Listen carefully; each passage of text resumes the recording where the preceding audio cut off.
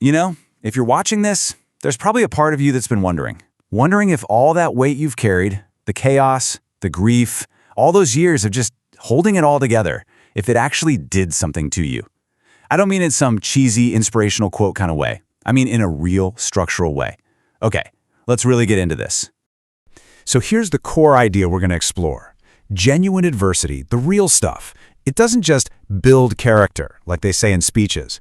It can literally rewire how you see and process everything around you. And part of what it builds is a profound and very specific kind of intelligence. So let's just ask the question, right out loud. Did what you went through actually make you smart in a way that most people just never have the chance to become?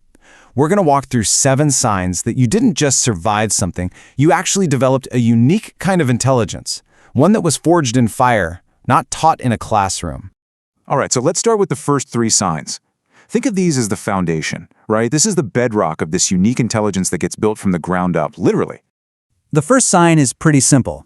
You just don't scare easily. Think about it. In a conversation, when someone brings up something really difficult, death, grief, a marriage falling apart, you don't flinch. Other people might get all uncomfortable and try to change the subject, but you just stay there. And you know why? It's because you've already sat in your own darkness long enough to know it's survivable. You know you don't actually break from just being there. And for a lot of us, this weight wasn't just one big event. It was this slow accumulation. Years of chronic stress, or just an environment where you could never, ever fully relax.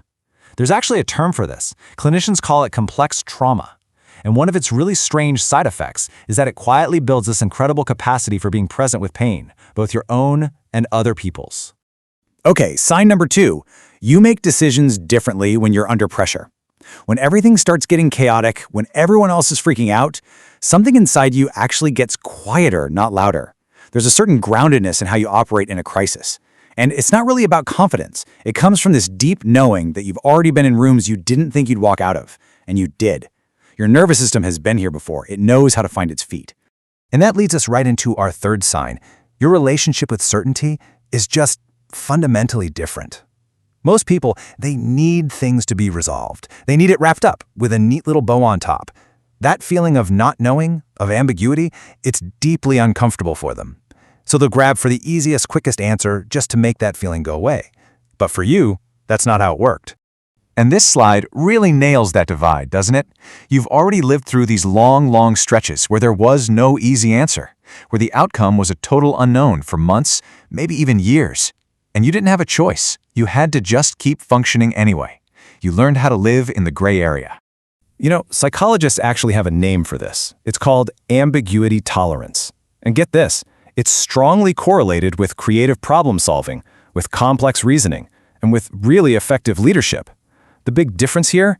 You developed this incredibly valuable trait the hard way. You were handed a situation with no instruction manual and just had to figure it out. Okay, so let's move on to the next set of signs, and you'll see how this starts to build. These next 4 are all about how this intelligence changes your perception, the way you see the world, the way you interact with people, and even how you understand yourself.